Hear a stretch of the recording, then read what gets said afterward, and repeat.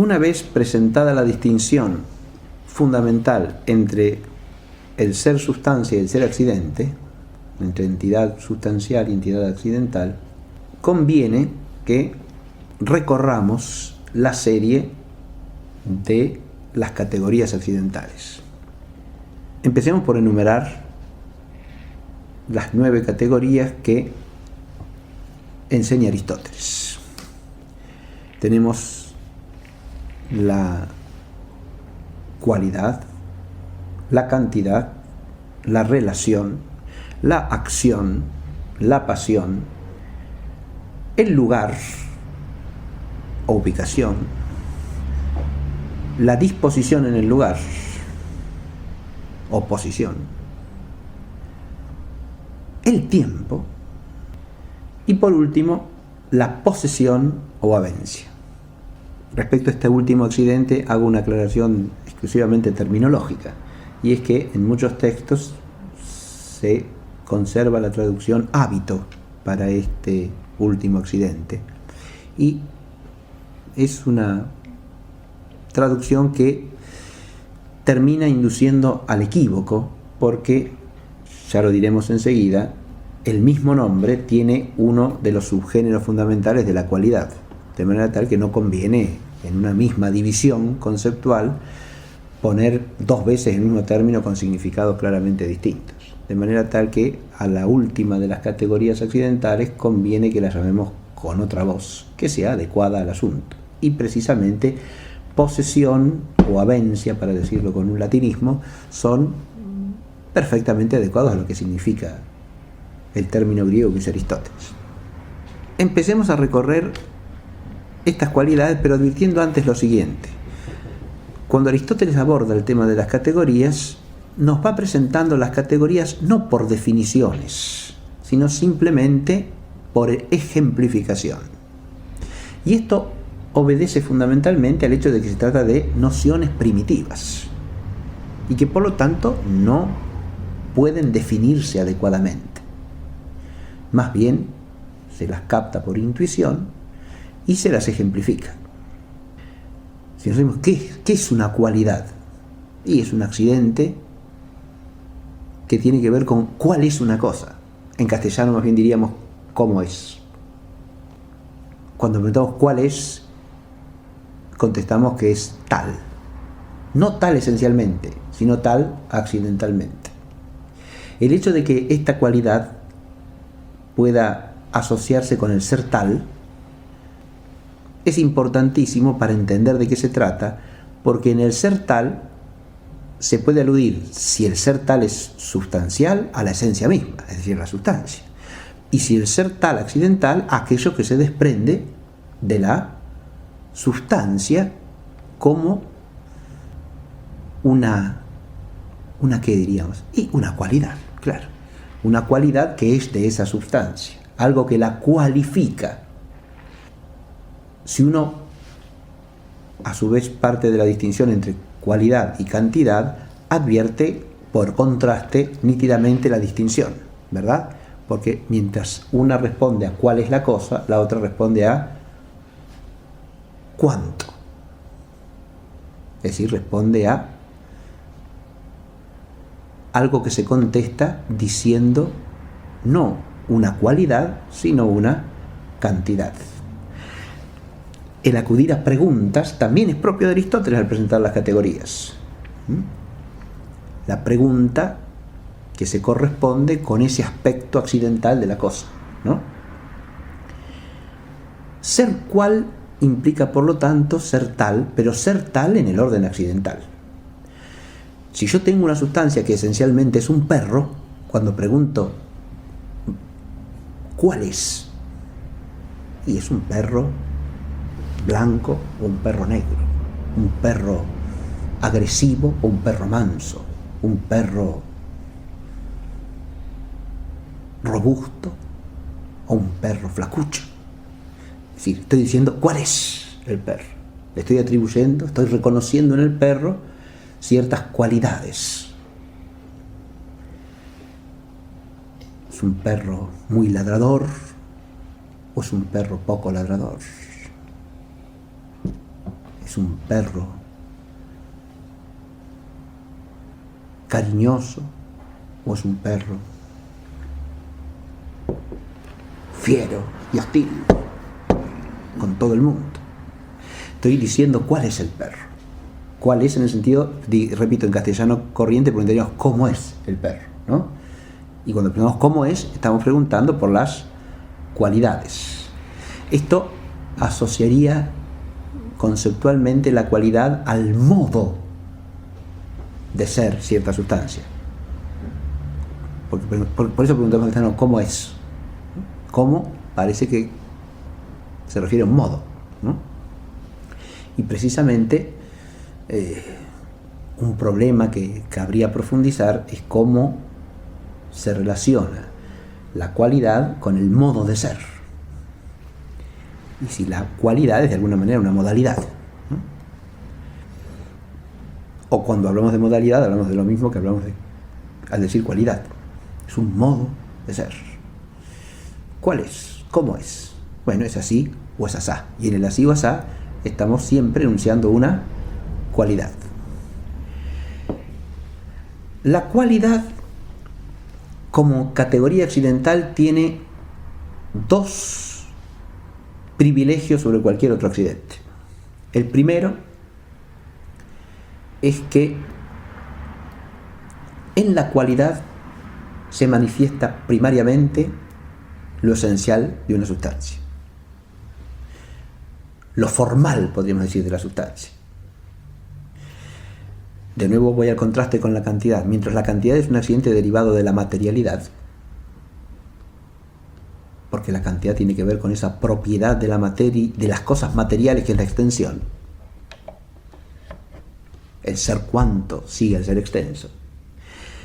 La cualidad sigue a la forma determinante o a la forma especificativa, porque las cualidades que tiene una cosa cualquiera dependen de qué cosa sea, dependen de su esencia. La esencia establece no solo el ámbito de cualidades posibles, sino que se manifiesta primariamente en las cualidades, a tal punto que lo que llamamos propiedades son siempre ciertas cualidades. Las propiedades fundamentalmente de una cosa cualquiera, ¿qué son? Son cualidades que se desprenden necesariamente de la esencia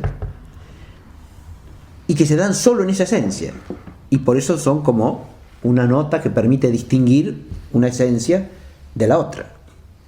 Esa es la ventaja que tiene el propio, ¿no? A diferencia de los accidentes contingentes, el propio es una cualidad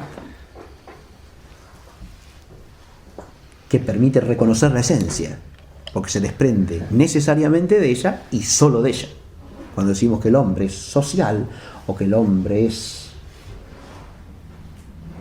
una sustancia lógica en el sentido de dotada de logos, estamos hablando de algo que nos manifiesta la naturaleza misma, la esencia misma. Esta conexión con lo formal la tienen todas las cualidades en general, porque aun cuando la cualidad no sea propia, se dará de un modo característico de esa esencia y no de otra. Y así el ser blanco de un cisne no es el ser blanco de una lechuza ártica, ni es el ser blanco del algodón, ni es el ser blanco de la nube, que a su vez podrá variar según de qué nube se trate. Y así tendremos, ni es el blanco de la nieve, ¿no? Y estoy hablando de la misma cualidad, pero según la sustancia, la cualidad se dará de esta manera o de la otra, que depende de la sustancia en que se da. Depende de la sustancia cuya es la cualidad. De modo que las cualidades siempre manifiestan a la sustancia en cuanto que tiene tal esencia distintiva, tal esencia específica, mientras que las cantidades no la manifiestan sino como extensa, es decir, como material. Esto tiene consecuencias enormes desde el punto de vista de la intelección de la realidad, porque adviértase que si nosotros a las cosas las entendemos solo bajo lo cuantitativo, las entendemos barriendo con toda distinción específica. ¿Qué es lo que pasa en general en el enfoque físico-matemático de la naturaleza. Una masa puntual en el vacío puede ser el cuerpo humano o puede ser un pedazo de carbón. Y para la física matemática da lo mismo, porque lo único que interesa es cuánto hay de masa y nada más. Es una masa de tanto o de tanto. Pero cuál sea la naturaleza de la cosa no interesa en absoluto, porque la estoy considerando de un modo puramente cuantitativo. ¿Cuánto es? Uno podría decir que el cuánto en la naturaleza también está asociado con la esencia. Está lo que llaman los mínimos naturales, está también la cantidad propia de un ser según su naturaleza esencial. Obviamente, decimos que el mosquito es menor en cantidad que la vaca, naturalmente, ¿sí?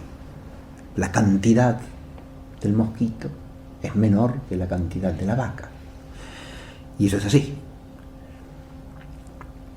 Pero adviértase que ahí ya no consideramos meramente la cantidad como cantidad, sino que la estamos considerando en relación con el individuo de la especie y con la figura natural del individuo de la especie según su dimensión natural, lo cual sí depende de la especie,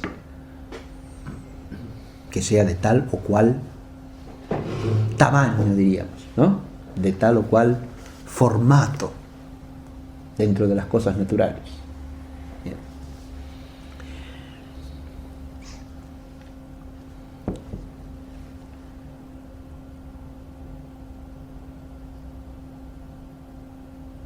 En ese aspecto también se manifiesta la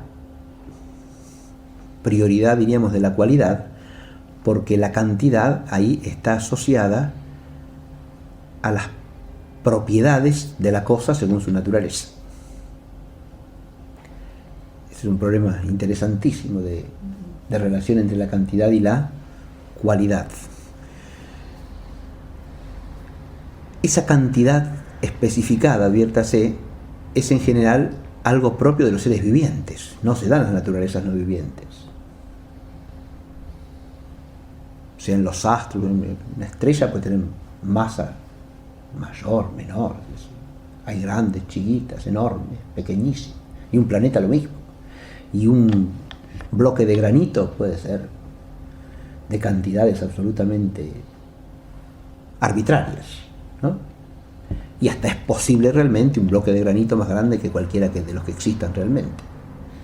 Uno puede decir, bueno, lo mismo podría decirse del elefante, que a lo mejor podría existir un elefante que fuese 10 veces los elefantes que existen sobre la Tierra, ¿no?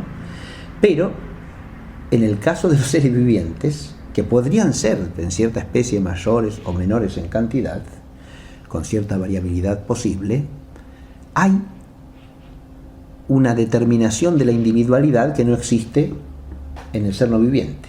Y esa determinación de la individualidad sustancial que es propia del ser viviente por ser orgánico es lo que establece una cantidad propia de cada sustancia, y podemos decir que el mosquito es menor en cantidad que la vaca, como decíamos recién.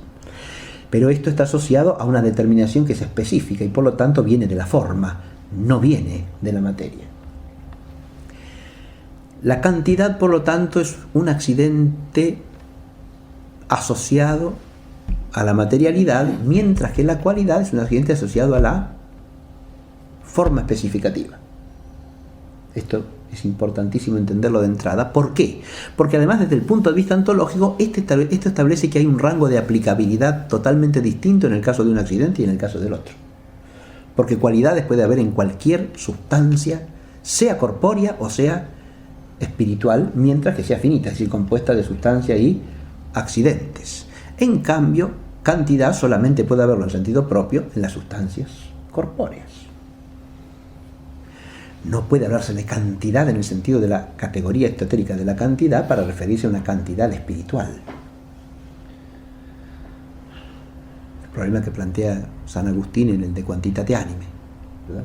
El alma tiene cantidad, y claro, en el sentido propio no tiene cantidad, porque las realidades espirituales no son cuantas, y no son cuantas porque no son extensas, y no son extensas porque no son materiales. De manera tal que la cantidad es un accidente restringido. Esto plantea un problema desde el punto de vista de la lista de las categorías, porque no todas tienen el mismo rango ontológico. Esto que estoy diciendo, al contrastar cualidad con cantidad, se repite si uno contrasta relación con ubicación como lugar, porque o la disposición en el lugar, porque ocupar un lugar en sentido propio también va asociado a la extensión.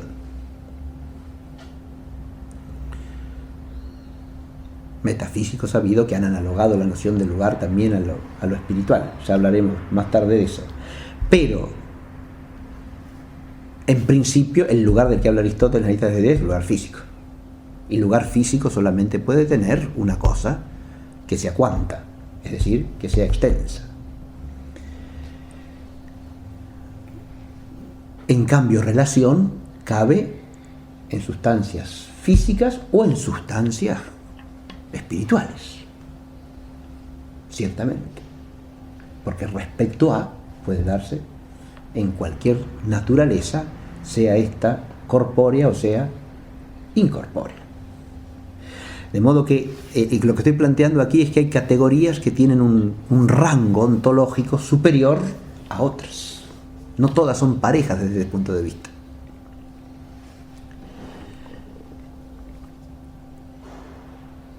Y hay algunas que o quedan restringidas necesariamente a la esfera física, o a lo sumo hay que analogarlas de manera tal que se puedan referir en un sentido a lo físico y en otro sentido claramente distinto y meramente análogo a lo que no es físico, como el caso del lugar al que he aludido recién.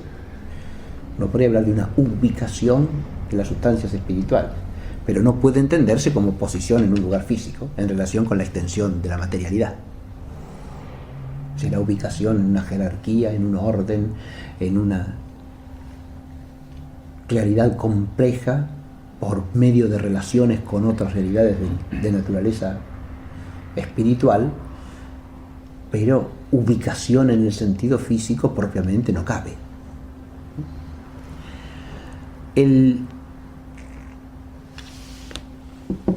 Volviendo a la cualidad, el ser tal, que va asociado a la cualidad como ser tal accidental, insisto, asocia la cualidad a lo formal. Muy bien. He dicho entonces que hay dos privilegios de la cualidad.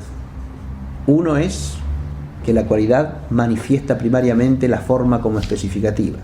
El otro es que la cualidad, a diferencia de la cantidad, puede darse en cualquier tipo de sustancia, sea cual sea su naturaleza. Dicho esto, lo que hay que advertir a continuación es que hay distintos tipos de cualidad. Esto también se impone como una distinción necesaria una vez que uno ha entrado en el tema de la cualidad, para advertir la complejidad que tiene esta categoría. Como género supremo en el orden de los accidentes, como cualquier otro accidente, tiene subgéneros.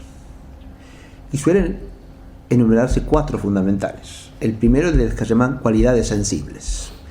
Que aludamos primero a estas tiene que ver más bien con nuestro modo de conocer que con otra cosa, ¿verdad? Las cualidades sensibles. Cuando hablamos de cualidades sensibles, hablamos de cualidades que se manifiestan a la capacidad de conocimiento de los sentidos.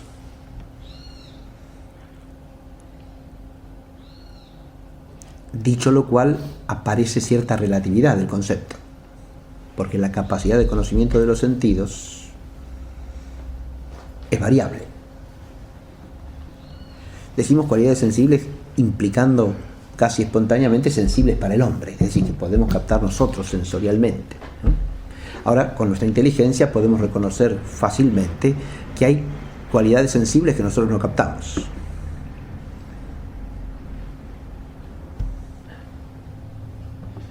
Así hay sonidos que claramente perciben otras especies, ciertos animales que nosotros no percibimos, ¿no? Y puede que haya colores o matices de colores que nosotros no percibimos y que perciben otros seres vivientes, ¿no? Y así podríamos seguir extendiéndonos. De manera que cuando hablamos de cualidad sensible hablamos de cierto ser tal, accidental, que es captable por alguno de los sentidos, ¿no? Son determinaciones que están en la cosa y que el sentido percibe. Eso admite una ejemplificación vastísima, por supuesto. Si yo hablo, como hace un rato dijimos, el perro es negro, o es marrón, o es gris y blanco. Muy bien. El perro tiene un color, eso es una cualidad sensible, ¿no? O la voz del perro es grave o es aguda. Y entonces digo que el perro tiene una voz tal o cual cualitativamente, ¿no? El perro, como decíamos, es un perro fiero o es un perro manso. Es una cualidad que tiene el perrito y que se hace sensible, ¿verdad? Porque se nos manifiesta sensiblemente la fiereza o la mansedumbre del perro. O es un perro muy ladrador o poco ladrador. También está hablando de cualidades sensibles. Este primer subgénero de la cualidad suele mencionarse en primer lugar, insisto, en mérito a nuestro modo de conocer, porque las cosas del mundo físico empezamos a conocerlas por esas cualidades suyas que afectan a nuestros sentidos, ¿no? Y a través de ellas las aprendemos a distinguir unas de las otras, ¿no? A reconocerlas. Se nos manifiesta la realidad de la cosa en ciertas cualidades que percibimos por los sentidos. Pero aquí hay un problema. Lo que llamamos cualidades sensibles, dentro del género de la cualidad, también parece que está restringido a los seres físicos. Porque si hablo de cualidades sensibles, hablo de accidentes que pueden percibirse por los sentidos y que por lo tanto están ligados a la materialidad. ¿Está claro? Es decir, las cualidades sensibles son cualidades propias de los seres corpóreos. Y acá, claro, nos surge el problema de, ¿y habrá algo análogo en los seres no corpóreos?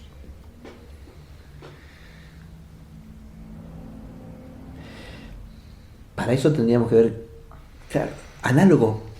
Si el ser es corpóreo, no puede ser captado por los sentidos. Si el ser no es corpóreo, no puede ser captado por los sentidos. Será captable solamente por una inteligencia que tenga la capacidad de intuirlo, o sea, de percibirlo intelectualmente. Ahora, un ser espiritual tendrá alguna cualidad perceptible directamente que sea análoga y que lo manifieste en su ser, como las cualidades sensibles a los seres corpóreos. ¿De qué estaríamos hablando acá? A ver, si nosotros... Es un tema interesantísimo, además importantísimo, porque uno puede pensar, por ejemplo, en el alma separada, o en la naturaleza angélica.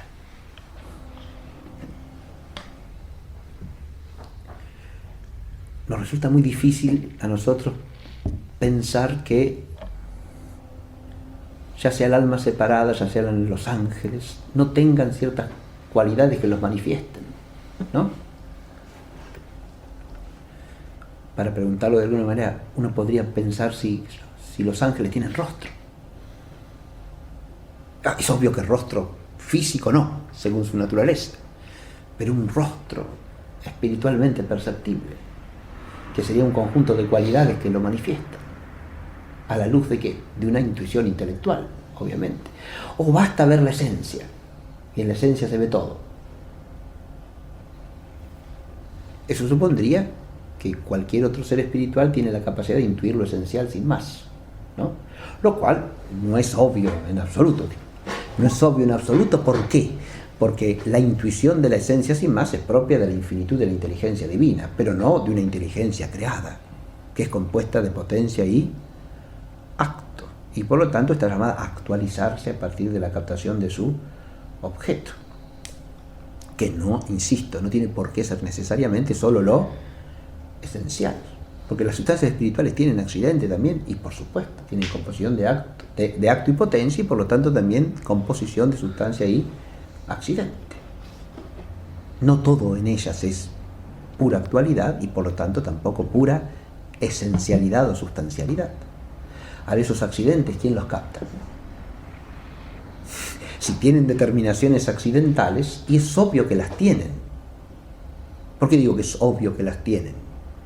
Y porque adviértase, por ejemplo, que uno puede distinguir, está forzado a distinguir en la naturaleza angélica determinaciones que son accidentales, ¿no? Uno puede decir, ¿hay un accidente resultante de la elección que hace un ángel o no? De alguna manera, su voluntad hace que tenga tal o cual cualidad moral. Y claro que sí. Que es como un hábito permanente a partir de la determinación de la voluntad. ¿Lo llamamos bueno o malo? ¿Cómo? ¿Esencialmente o cualitativamente? Esencialmente no, porque la esencia siempre es buena, porque es obra de Dios. Es clarísimo eso. Por lo tanto, la bondad o maldad de la que hablamos es cualitativa, no esencial entitativa. Ahora es un hábito permanente, irremovible, incambiable, inmodificable, perfecto, pero es cierta cualidad, ¿no? Esa cualidad se podrá percibir de alguna manera. Bueno, es un problema que planteo, nada más. Si uno quiere entender que haya cualidades inteligibles, entre comillas, análogas a las cualidades sensibles, pues es un problema que se puede reflexionar larguísimamente, y al que difícilmente, en mi opinión, se le puede dar una respuesta cierta. Se podrá opinar esto o aquello, más o menos, conjeturar una cosa o conjeturar otra, pero difícilmente llegar a una respuesta demostrativa, ¿no? Entre otras cosas porque es algo de lo que no tenemos experiencia. Sin embargo, sí tenemos experiencia de algo, y es que en las cualidades sensibles, nosotros, seres humanos, podemos percibir cualidades espirituales.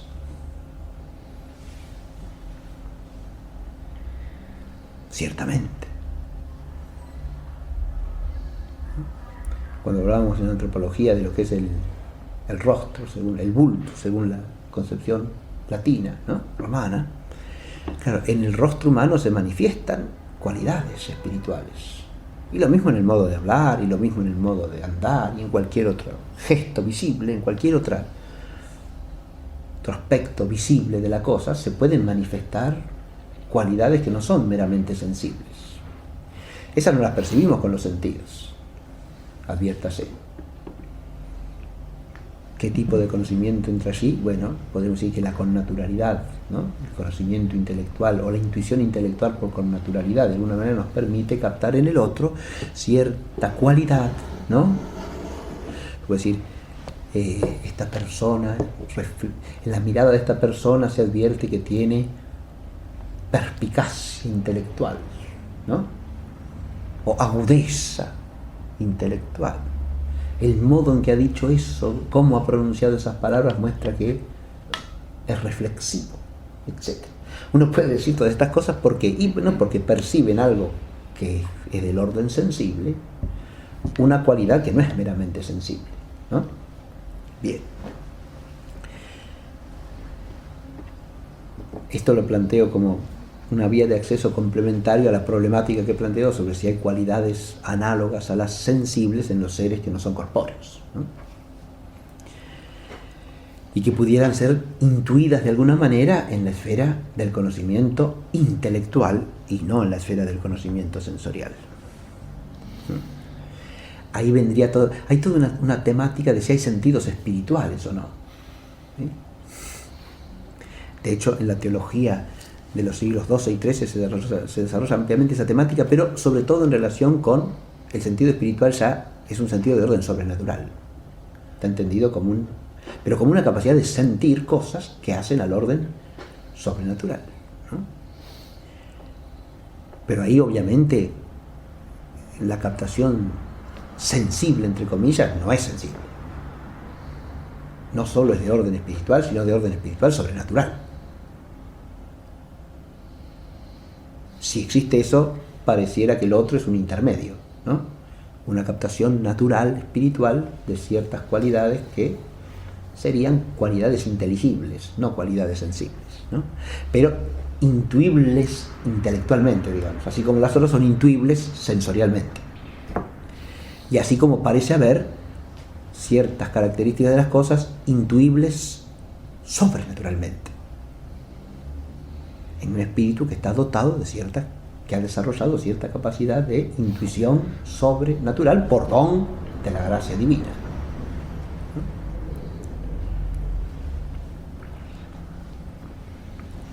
Bien, todo esto lo he dicho nada más que para complementar un poco la problemática planteada sobre cualidades. Bien, cualidades del primer género,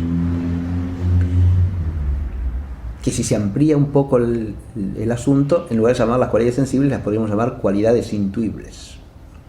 Bien. Segundo subgénero que menciona, eso obviamente ya no sería hablar aristotélicamente, ¿eh? Porque es claro que en Aristóteles, cuando habla de cualidades sensibles, habla de cualidades propias de los seres corpóreos, sin más. Segundo subgénero es lo que llama la figura corporal. Implícitamente se ha hecho alusión a esto al hablar de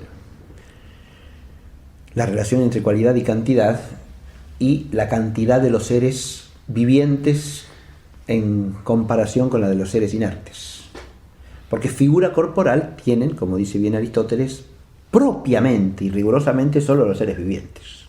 Porque la figura corporal, como la configuración total del ser corpóreo de algo según su especie, es característica de los seres vivientes. Uno distingue un roble de un álamo a la simple vista por su figura. Uno distingue una vaca de una oveja por su figura, y una abeja de una avispa por su figura. Cambia, distinta. Tiene una configuración total que es propia de la especie. ¿Y esto a qué va asociado? A la organicidad de la sustancia viviente. ¿Está claro? Cada sustancia viviente, según su especie, tiene un tipo de organicidad que le da una configuración total ¿a qué? A la sustancia individua. Porque la sustancia individua es un organismo, o sea, un conjunto unitario de partes orgánicas. Y eso tendrá una figura propia, que por defecto podrá estar alterada en algún caso, pero que es la figura de la especie. En cambio, si uno dice cobre o dice mármol, ¿y cuál es la figura de la especie? Y no tiene. No, claro. Por eso son sustancias plásticas, o sea, pueden adquirir esta figura o esta otra figura, ¿no? Materiales aptos para que el hombre les dé forma artificial, ¿no? Desde una figura, pero una figura que es artificial, no natural. Hay cosas que nombramos en el mundo inerte que sí nos llevan a pensar en una figura definida, como cuando decimos la montaña, el golfo, el peñasco, o decimos una laguna, o decimos un arroyito. Pensamos una figura determinada, claro. No estamos hablando ahí de seres vivientes, sin embargo, nos viene a la imaginación, al decir el nombre, cierta figura, cierta configuración. Pero advirtamos que en estos casos no estamos hablando nunca de lo que define propiamente la figura corpórea, ¿no? Que sería la forma sensible total de la sustancia individua de tal especie. Porque obviamente una montaña no es una sustancia individua de ninguna especie. Y lo mismo vale decir de la laguna, y lo mismo vale decir del arroyito, ¿no? Son partes de cierta entidad sustancial que se relacionan físicamente de cierta manera y cuya configuración típica, según la naturaleza, recibe un nombre determinado. Son realidades de orden sustancial, ciertamente, pero no la sustancia individua de ninguna especie. Yo puedo decir que cierto accidente de configuración de la superficie o de la corteza terrestre se llama montaña, ciertamente que sí. Pero la montaña no es más que parte del relieve terrestre, que en todo caso la unidad sustancial sería la Tierra como planeta. Ahora uno puede decir, bueno, los planetas tienen cierta figura también. Y pareciera que sí, ¿no? Si uno piensa en los astros también parecen tener cierta figura, ¿no?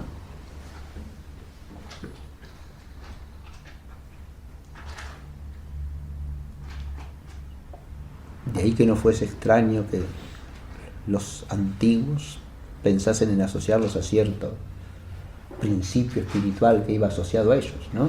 Cierta forma separada que los dirigía, ¿no? De modo que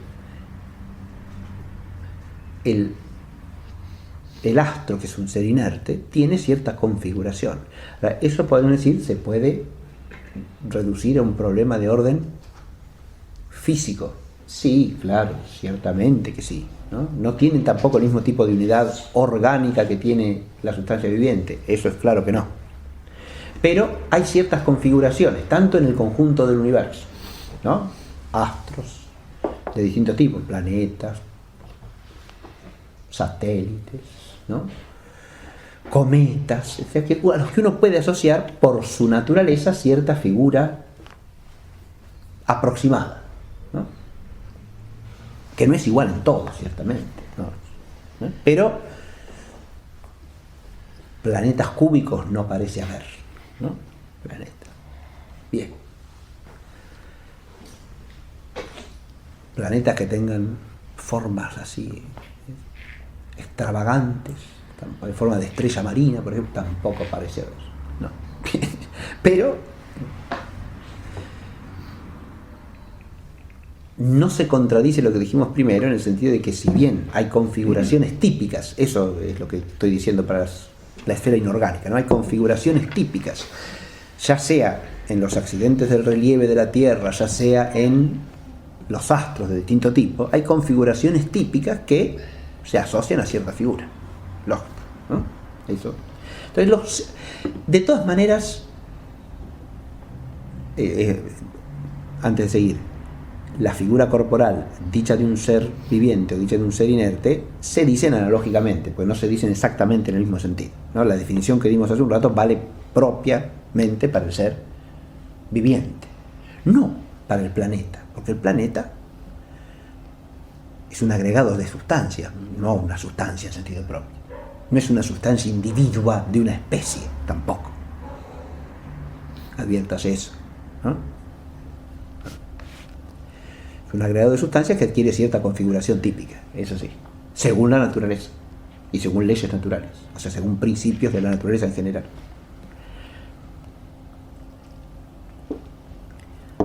Ahora, este segundo subgénero también es propio, aparentemente, de las sustancias corpóreas. Se llama figura corporal, ¿no? Y bueno, si es figura corporal, pueden tener solamente los cuerpos. De nuevo acá cabe preguntarse si hay algo análogo en los seres espirituales. Me remito a todo lo que he dicho acerca de las cualidades sensibles. Pero advirtiendo lo siguiente, lo que hace que los seres vivientes tengan figura corporal en un sentido eminente entre los cuerpos es unidad orgánica. Ahora, más perfecta como unidad sustancial es todavía la unidad personal. Así que cabría pensar que la persona tenga una figura no corporal, pero sí personal, perceptible o intuible de modo espiritual. ¿Sí? Cuando nosotros decimos que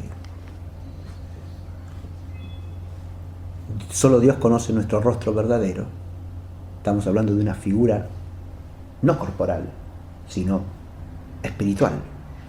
que Dios seguramente ve, ¿no? De manera, y conoce. Ve, entre comillas, obviamente, no con un conocer sensible, sino con su infinita sabiduría, que es el acto puro de su inteligencia, ¿no? Pero hay un rostro. Y si digo rostro, digo figura corporal, ¿no? Porque el rostro es una figura corporal. Según la consideración que acabo de hacer hace un rato, en el rostro coincidirían la figura corporal y cierta figura espiritual intuible por connaturalidad, porque el rostro no es un mero ser físico.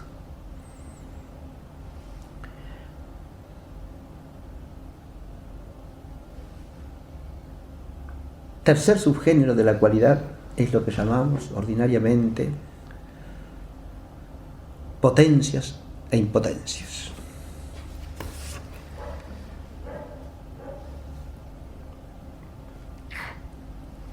Y aquí ya es claro que se trata de un subgénero de cualidad más profundo. Más profundo en cuanto ya no vamos a lo que es inmediatamente manifiesto, sino a algo que está en la raíz de todas las acciones u operaciones. Es decir, las potencias e impotencias naturales, que toda naturaleza presupone.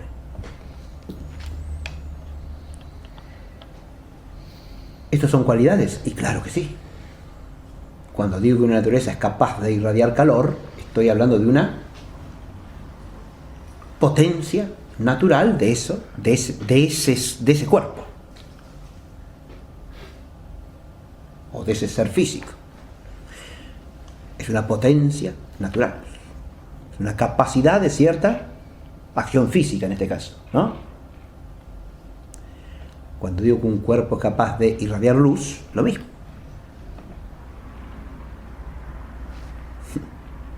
Decimos que las estrellas son luminosas, ¿a qué estamos haciendo alusión?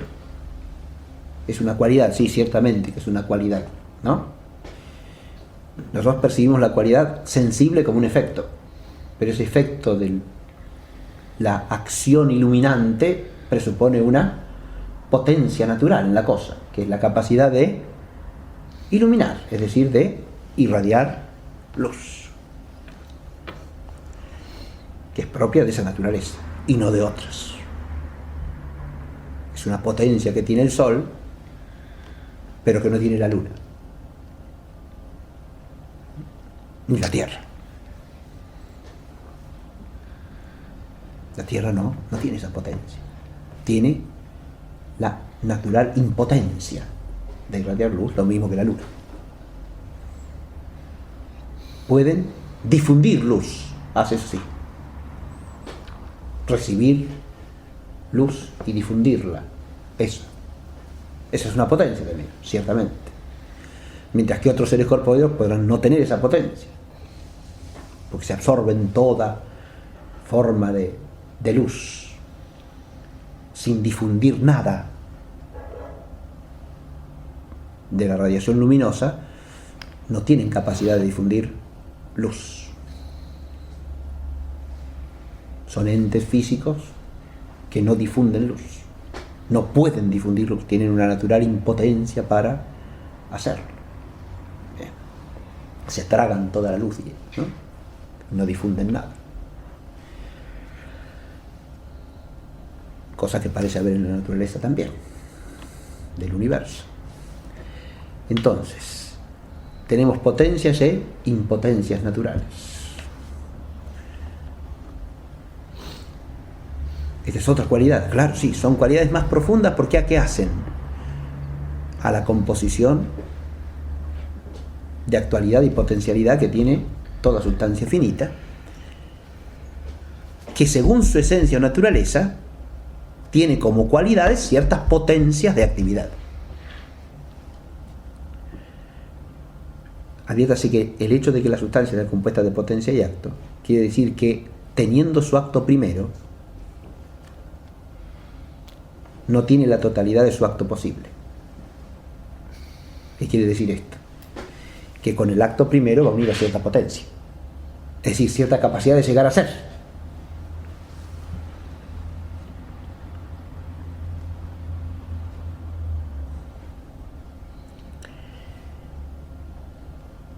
Esto naturalmente conlleva como cualidades lo que llamamos las potencias naturales, ¿no?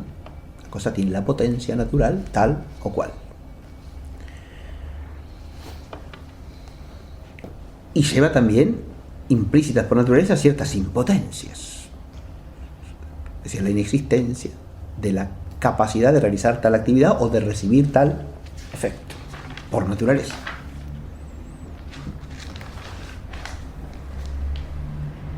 Así, la Tierra no tiene la capacidad de irradiar luz. Es impotente para ello naturalmente, tiene esa impotencia natural, ¿no? Mientras que el Sol tiene la potencia natural de eso. El árbol tiene la potencia natural de nutrirse. La piedra no tiene la potencia natural de nutrirse. Por lo tanto, el árbol tiene la potencia pasiva de ser nutrido, cosa que no tiene la piedra. Habría que las potencias pasivas son correlativas de las potencias naturales. Y son también cualidades propias de la naturaleza, ¿no? Porque la cosa, según su naturaleza, tendrá tal o cual potencia pasiva, ciertamente, ¿no? Nosotros podemos ser atraídos gravitatoriamente en virtud de nuestro ser corpóreo, ¿sí? En cambio, un espíritu puro no puede ser atraído gravitatoriamente, porque su naturaleza trasciende radicalmente la corporeidad. No es corpórea, por lo tanto, no puede ser término pasivo de una acción corpórea.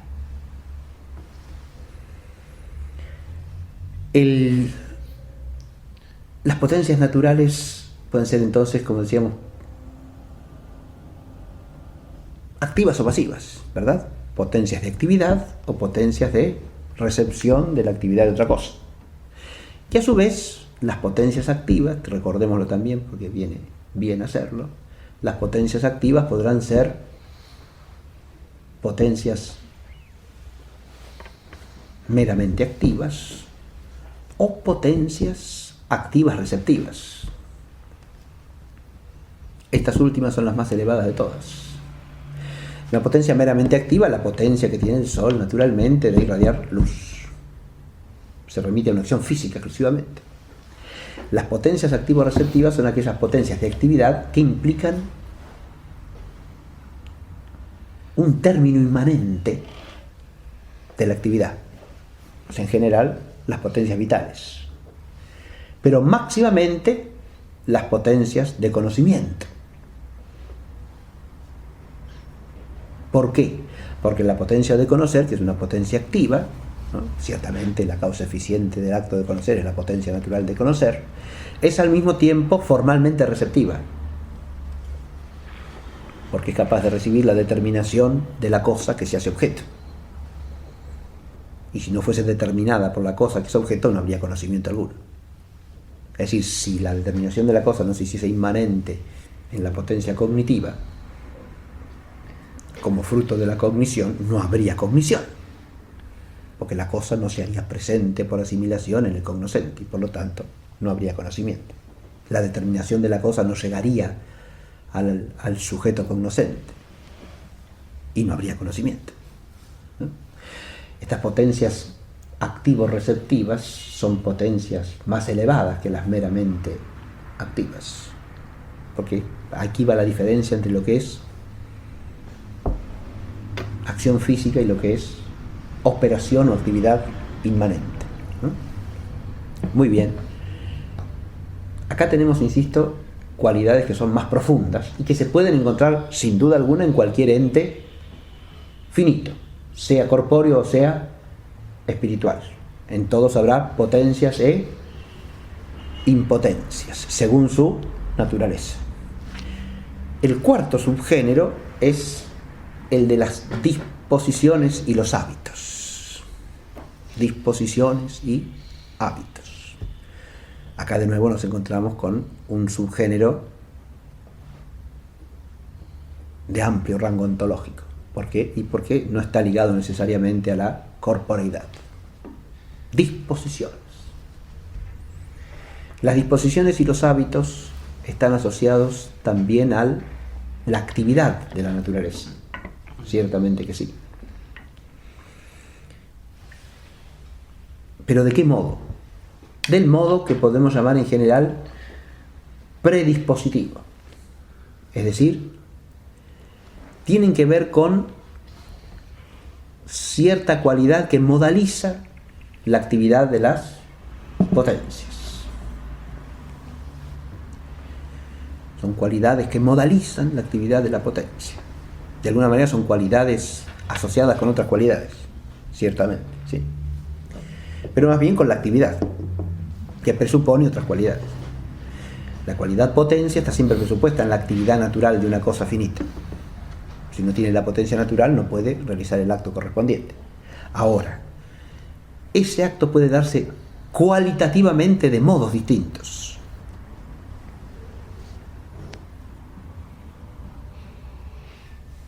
El operar abstractivamente un entendimiento humano puede darse con mayor o menor profundidad, con mayor o menor agudeza, con mayor o menor distinción o definición. Espontáneamente. ¿Por qué? Y por una predisposición natural de esta sustancia humana o de esta otra.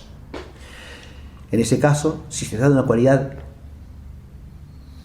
innata, una cualidad que viene con la sustancia misma, decimos que es una disposición que está en ella. Dejamos para un poco más adelante exponer los distintos conceptos de disposición que se han dado en la tradición escolástica. Tema interesantísimo, pero que nos sacaría ya de esta exposición general que estamos haciendo, ya con cierta prolijidad, pero esto nos llevaría a una prolijidad excesiva, así que lo difiero para un poco más adelante, pero me parece un tema importante de considerar.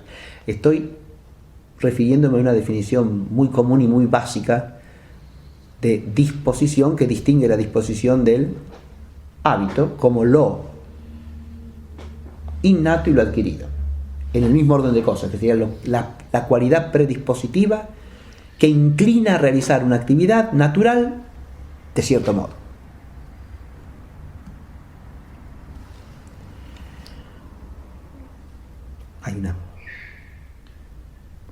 Si yo digo que un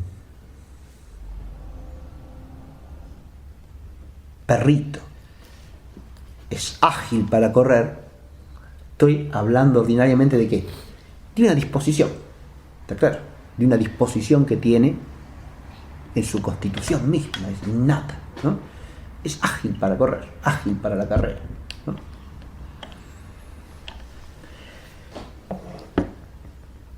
Lo mismo puede decir de un hombre, ¿no? Es ágil para correr, corre con gran facilidad, ¿sí? Desde chiquito corre, es un gran corredor.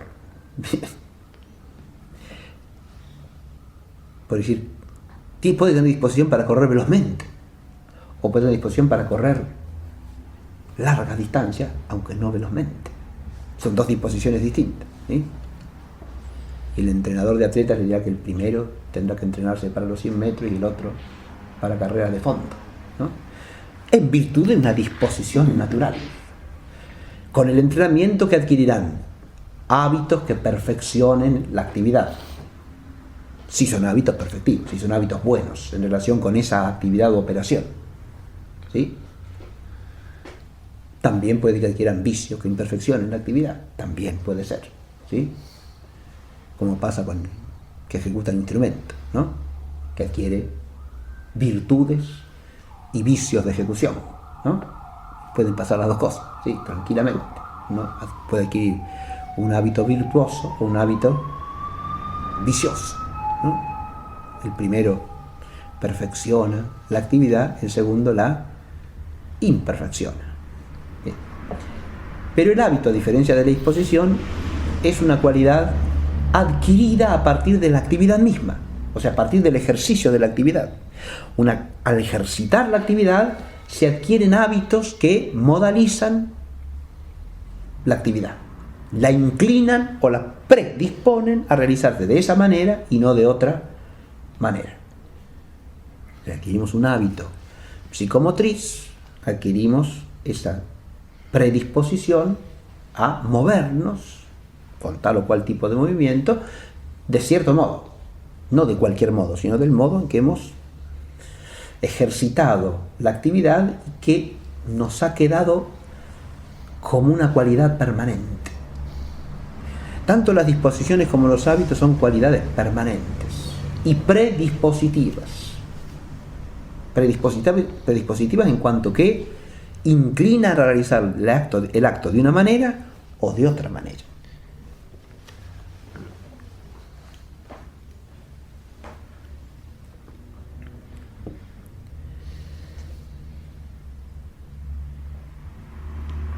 Las cualidades que son predispositivas innatas son cualidades que modalizan a la naturaleza sustancial ab inicio, diríamos, ¿no? Son condiciones naturales, positivas o negativas. Positivas o negativas en relación con el perfeccionamiento ontológico de esa sustancia, ¿no? Uno puede tener una predisposición buena o una predisposición mala innatamente, ¿verdad? La predisposición buena o mala innata, mala habría que ponerlo entre comillas, buena quizá también, no son otra cosa que una cierta modalidad espontánea y connatural a esa sustancia para realizar cierta actividad. En todos los entes se pueden dar este tipo de cualidad, podría uno preguntarse. Y ahí la cosa se pone difícil, porque si bien potencias e impotencias los hay en todas las cosas, ¿no? Disposiciones y hábitos pueden darse en cualquier cosa, o ya no. Y a diferencia de lo que pasaba con los dos primeros subgéneros, que están tomados primariamente de los cuerpos en cuanto cuerpos, es de las potencias e impotencias que se refieren a todo ente natural, sea corpóreo o no. Esto último parece más bien estar restringido a entes de orden superior, empezando por el hecho de que difícilmente podamos hablar de disposiciones y hábitos, o se puede negar la posibilidad si quiere, en los entes inertes. Es decir, las cosas no vivientes tienen disposiciones o tienen hábitos.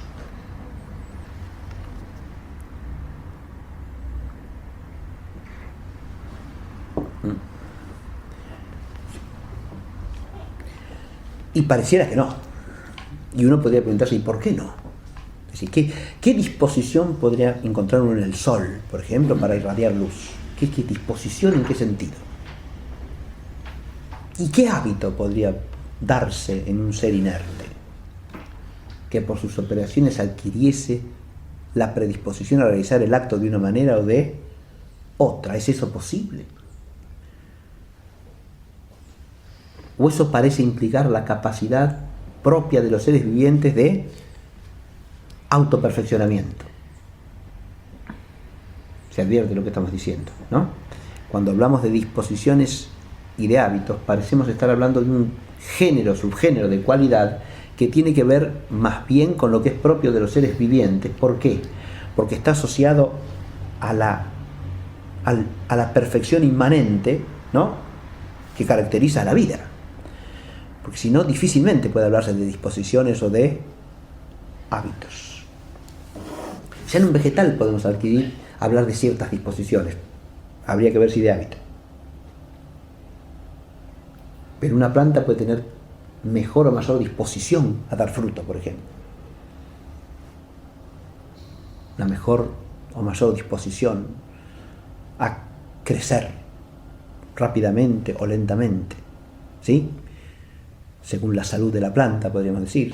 Claro, sí, puede haber una disposición natural en la plantita, ¿no?, a realizar la actividad de cierta manera o de otra manera, a que se dé en ella la actividad, porque ya no digamos que realiza la actividad, porque en la planta carece de esa espontaneidad de actividad en relación con el conocimiento y el apetito que solamente se dan en el animal, ¿no?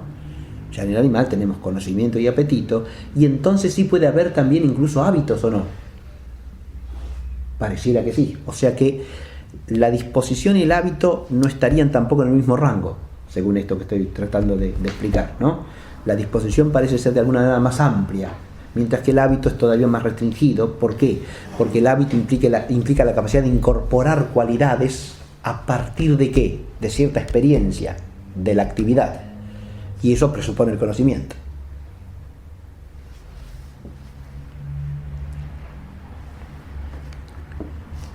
En los animales parece que sí, podemos hablar de hábitos. Y sí.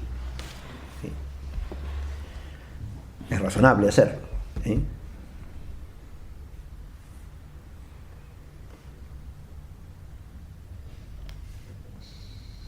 Eso lo vemos fácilmente en los animales domésticos, ¿no?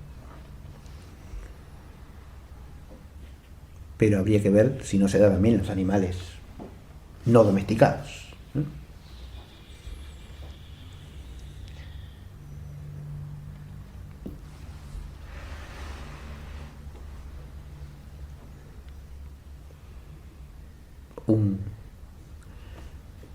Un animal depredador que vive en un ambiente donde tiene presas en abundancia y en cantidad puede que adquiera el hábito de cazar fácilmente, y que si de golpe la presa entra a escasear terriblemente, se muera,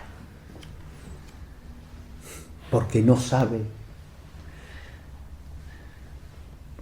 actualizar suficientemente su agresividad como para ir a buscarla mucho más lejos.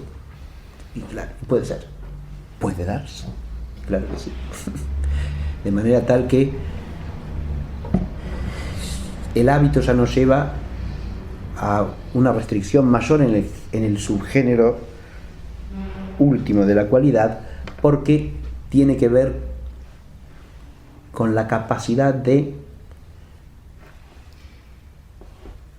experiencia del objeto de la actividad, y por lo tanto de incorporar una determinación, ¿no? De adquirir una determinación a partir del ejercicio experimentado de la actividad.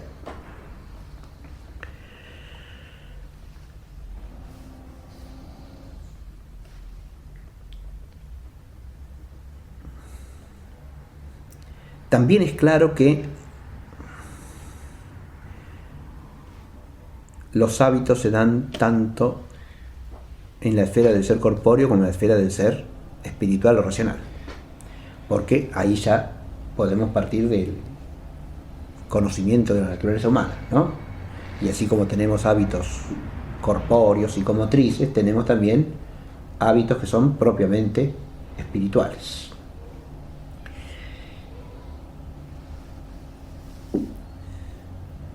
Los hábitos espirituales tienen una distinción interesante respecto de los hábitos psicomotrices, en cuanto que mientras estos últimos suelen adquirirse por, como se dice, reiteración de actos, los hábitos espirituales pueden no requerir reiteración del acto. A veces con un único acto ya se adquiere el hábito, ¿no? Y puede ser, porque remitámonos a la formación de un concepto, por ejemplo, ¿no? El concepto es un hábito de nuestra inteligencia, ¿no?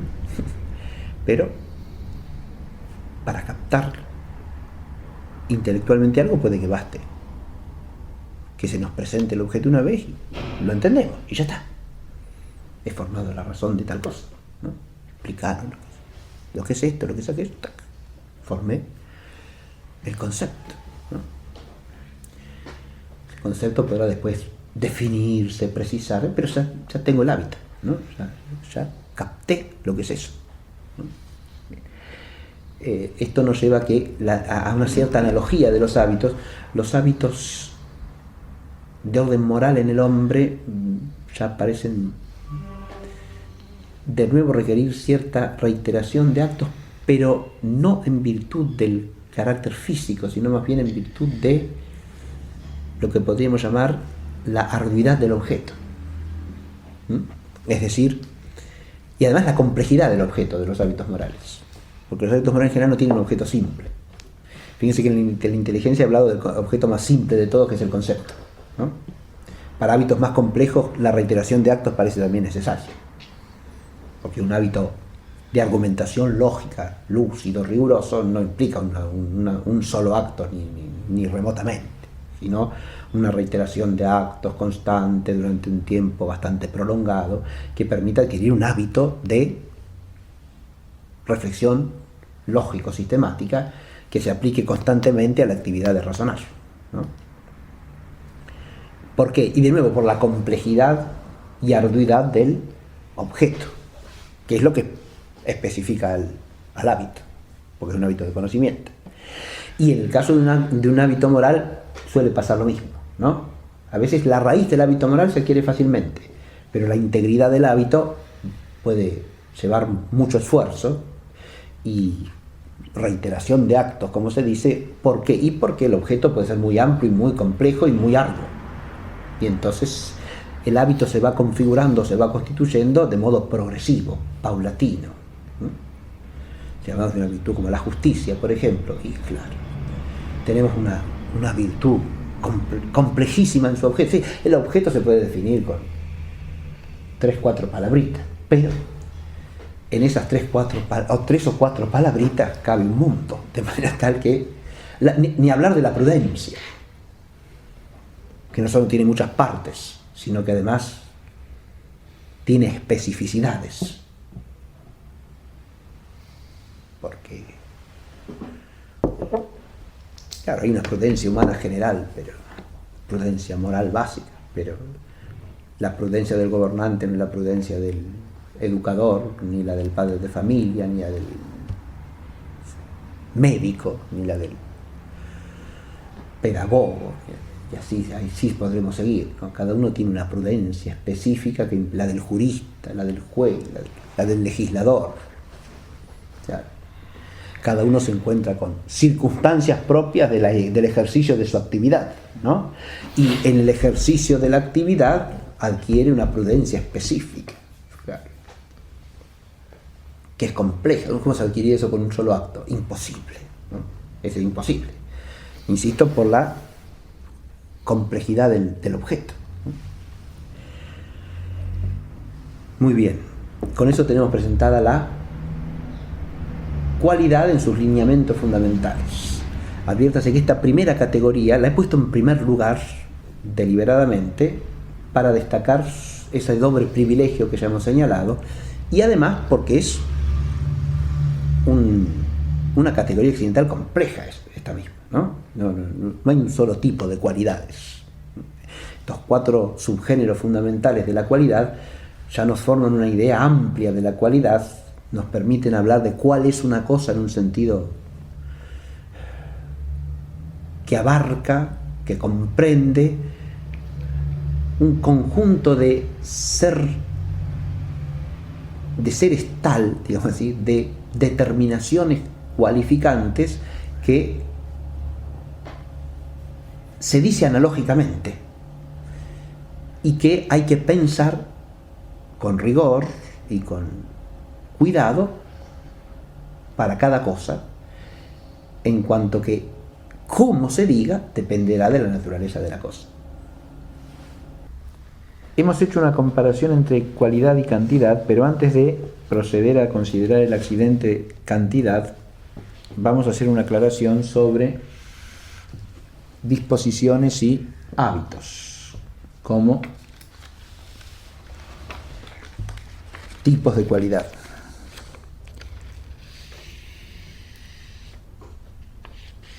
Esta es una distinción que ha dado lugar a una larga tradición de discusiones, porque los propios textos de Aristóteles en la materia no son claros, o parecen decir cosas que no son siempre lo mismo. De manera que los comentaristas ya se ven en la necesidad de aclarar cómo o de qué manera se distinguen el hábito y la disposición. Una de las cuestiones primarias es si se distinguen de una manera específica o son dos grados de lo mismo. Porque hay textos de Aristóteles que parecen sugerir que la disposición no es más que el hábito cuando está poco arraigado. Y en ese sentido no serían dos subgéneros distintos, sino que serían uno mismo. No habría más distinción entre disposición y hábito que la distinción entre una predisposición incoada y una predisposición en estado más perfecto o perfecto. Poco arraigada, muy arraigada. Y hay muchos comentaristas antiguos que reducen a eso la distinción entre disposición y hábito. Pero frente a eso se ha sostenido también la distinción específica y con distintos criterios.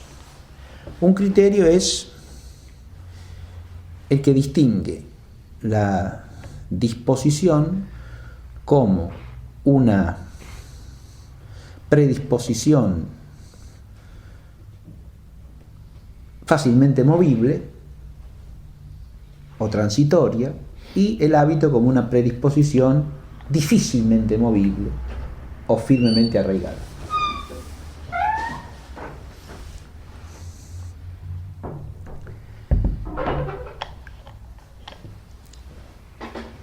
Diversos autores en el terreno de esta discusión sostienen que distinguir así disposición y hábito en el fondo no es distinguirlos específicamente, sino que se reduce a la primera opinión, es decir, se trataría de dos estados distintos del mismo tipo de cualidad, una cualidad que se va arraigando progresivamente, y cuando está poco arraigada es fácilmente movible, y cuando está muy arraigada es difícil de mover.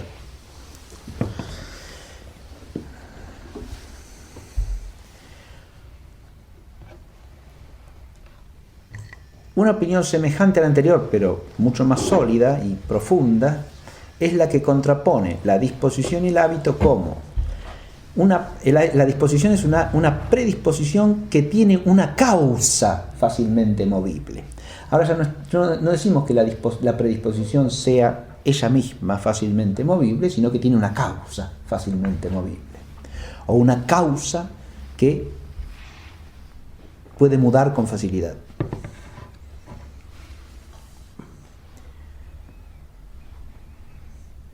Mientras que el hábito tendría una causa difícilmente movible, o sea, una causa permanente.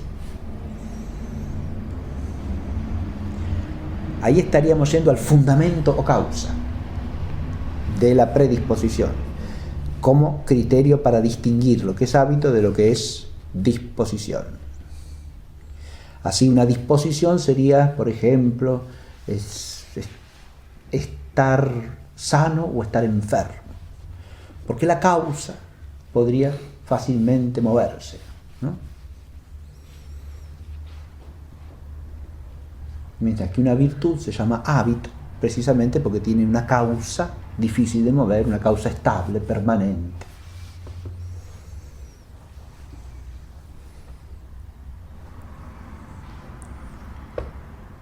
Esta distinción es muy común en la tradición tomista porque Santo Tomás la explica de esa manera en varios textos, la distinción entre hábito y disposición.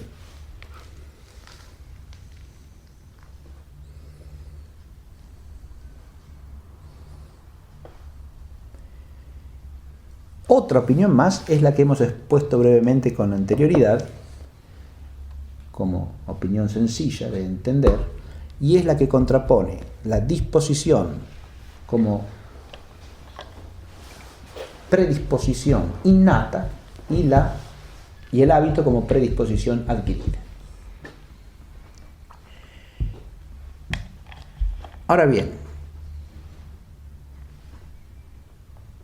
estos dos últimos pares de distinciones que se refieren en ambos casos a lo que causa la predisposición, porque en esta otra distinción también se trata de que está causada por la naturaleza o está causada por actos que establecen una predisposición habitual, ¿no?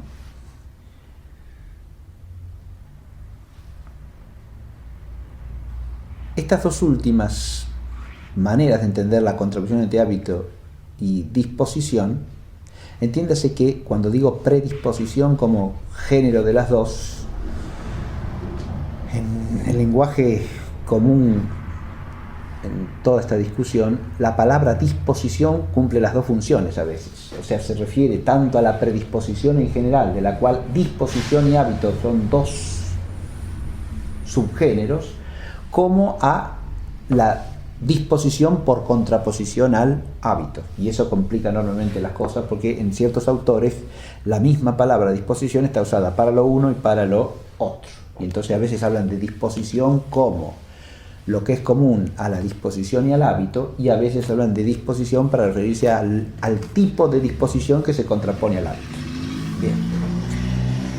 Dejando de lado esta cuestión, si nosotros tratamos de entender la realidad a partir de todas estas distintas maneras de distinguir disposición y hábito, la cosa es complicada, digámoslo de entrada, porque, como dijimos previamente, estas dos formas de cualidad no se pueden entender unívocamente hablando de seres inertes o de seres vivientes, ni siquiera de seres vivientes que no tienen conocimiento a los que sí los tienen. ¿Y esto por qué? Porque hay maneras de adquirir predisposiciones que son propias de los seres vivientes y que no pueden darse en un ser inerte. Ahora, cuando hablamos nosotros de disposición para referirnos a lo que es innato o constitutivo de la cosa, mejor dicho, constitutivo de la accidentalidad cualitativa de la cosa, ¿no? Como una cualidad predisponente no adquirida, podemos referirnos a qué tipo de cosa. Y ahí viene el problema de la ejemplificación de la disposición. Si nosotros hablamos de un ser viviente que tiene una disposición, como decíamos, natural a correr ágilmente, ¿no? Una predisposición a la carrera veloz, pongamos por caso, ¿no? Eso es una cualidad predispositiva. Es una cualidad que está en la cosa, puedo decir, es un corredor veloz, tal animalito, ¿no? Tiene agilidad para correr velozmente. Bien. Eso equivale a decir, por ejemplo, que es sano. La salud o la enfermedad se pueden entender como disposiciones de algún tipo. Si la disposición se entiende desde lo transeúnte, pareciera que sí, ¿no? Porque hay una causa que puede mudar y alterar el estado del organismo de manera tal que lo llamamos sano o enfermo. En este segundo sentido, la disposición se refiere a un estar. En cambio, en el otro sentido, de la cualidad predispositiva innata, se refiere a cierto ser, para hablar en castellano, ¿no? Ahora, ¿hay cualidades predispositivas en los dos órdenes? Y pareciera que sí, ¿no? Entonces el asunto más bien es cómo llamamos a cada una y no qué tipo de cualidades predispositivas existen o no existen. Porque existen de distinto tipo. Existen algunas que son innatas y otras que son adquiridas. Existen algunas que son fácilmente mudables y otras que son permanentes. Ahora, adviértase que según el lenguaje que se use en virtud de la distinción que se haga, las formas de hablar pueden cruzarse de manera contradictoria. ¿Por qué? Porque si yo llamo disposición a la cualidad predispositiva fácilmente movible, las que son innatas parecen más bien ser lo opuesto, porque son más bien difícilmente movibles, ¿no? Las cualidades que son innatas son permanentes, son estables, no son de suyo fáciles de mover, son cualidades que predisponen connaturalmente al singular de tal naturaleza según cierto accidente que le viene dado de manera innata. Y eso es precisamente difícil de mover por su causa, porque su causa sería la determinación propia de este singular de tal naturaleza, que tiene esta predisposición o inclinación natural. Ahora, si yo llamo disposición a lo que tiene una causa fácilmente movible, esas precisamente no serían disposiciones, serían más bien hábitos, pero no hábitos adquiridos, sino más bien hábitos entitativos, podríamos llamarlos, ¿sí? Siempre que por hábito entitativo entendamos uno que está dado como una cualidad innata en la cosa y no que es adquirido a través de operaciones, ¿no? Pero también es operativo en el sentido que predispone a obrar de cierta manera, porque ahí también hay otra complejidad. Llamamos hábito entitativo al que cualifica el ser mismo del sujeto, en quien se da, ¿no? Yo podría decir que el ser un veloz corredor es una cualificación de la subjetividad de este animalito, ¿no? O de este hombre en particular. Ahora, adviértase ahí que también estamos distinguiendo cualidades que se dan en la especie según su naturaleza. Hay especies que corren velozmente, ¿no? O de un individuo de la especie que tiene ese accidente, ¿no? Y lo tiene de manera innata. Ese accidente se podría llamar innato, connatural. ¿Es una predisposición? Ciertamente que sí.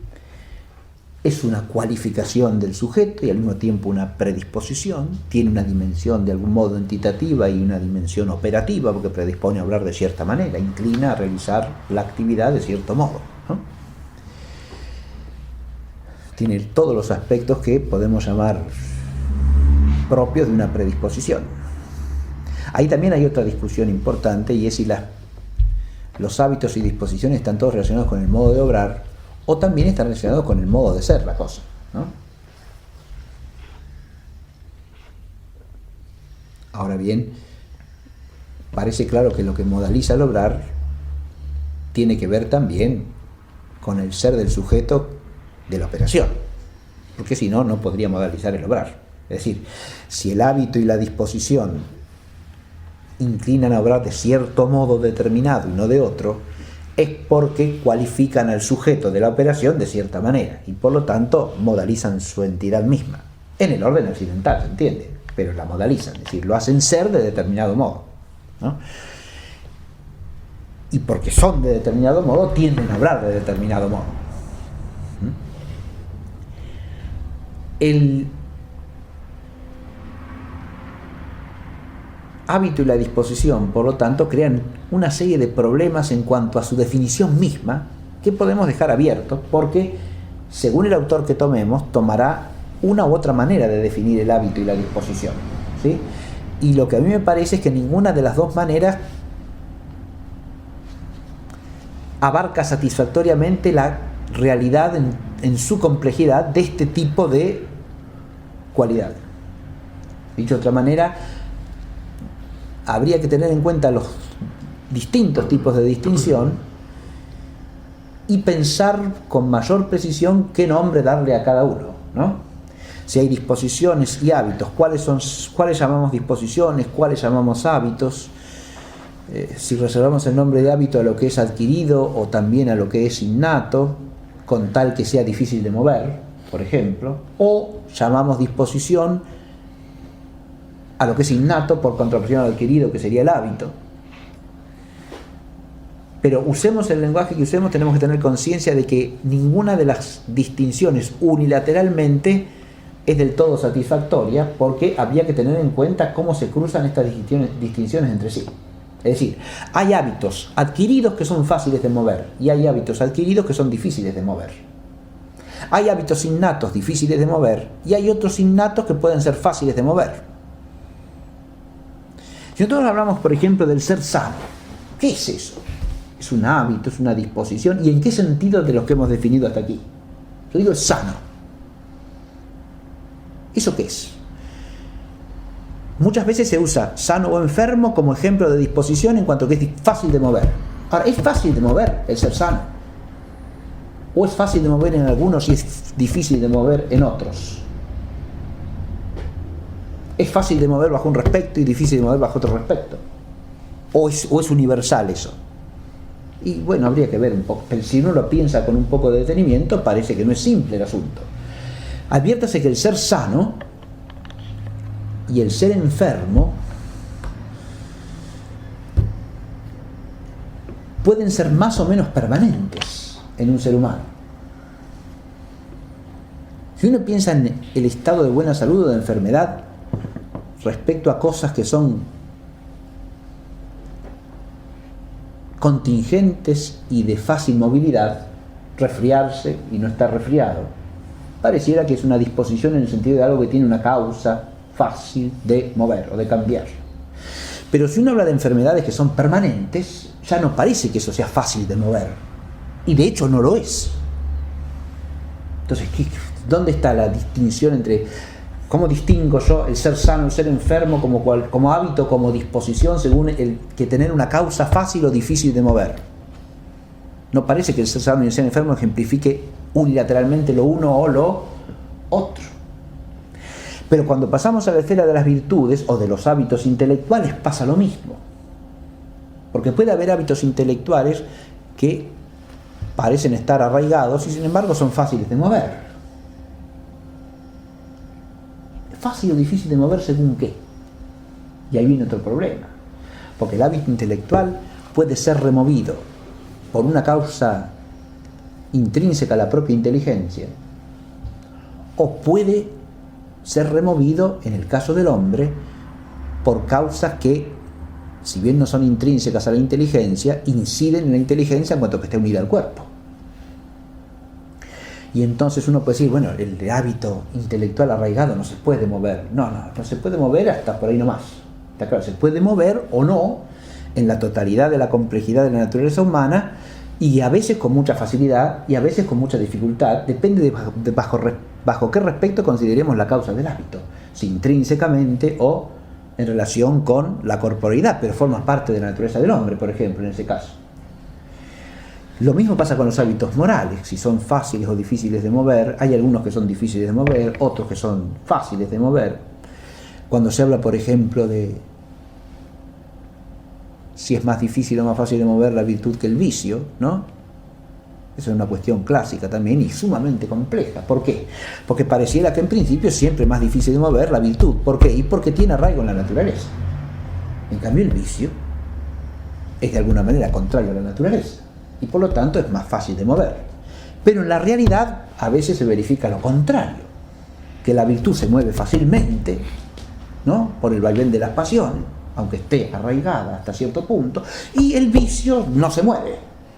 De manera tal que la cosa no es tan simple, eso quiero decir. Es decir, cuando hablamos de hábitos y disposiciones, entramos en un universo complejo, y hay que tener en cuenta esa complejidad real y tratar de ajustar nuestras nociones a la realidad, ¿no? Que es un principio siempre de filosofía realista. Entonces, lo que quería hacer es simplemente introducir esta problemática y advertir que las distinciones que clásicamente se hacen entre hábito y disposición hay que tenerlas en cuenta todas a la vez, creo yo, y no quedarse con solo una de ellas, porque todas ayudan a pensar la realidad, si la causa es fácilmente movible o no.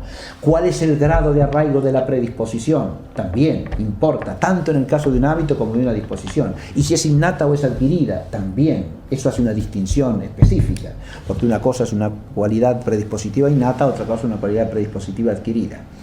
Y esas cosas hay que tenerlas en cuenta también. Si solo de disposición para hablar de las disposiciones naturalmente dadas con la sustancia, como cualidades suyas. Bien, eso forma un universo que de suyo tiene cierta entidad manifiesta. Si uno considera en el hombre, por ejemplo, los talentos naturales, ¿cómo llamamos a eso? ¿Son hábitos o son disposiciones?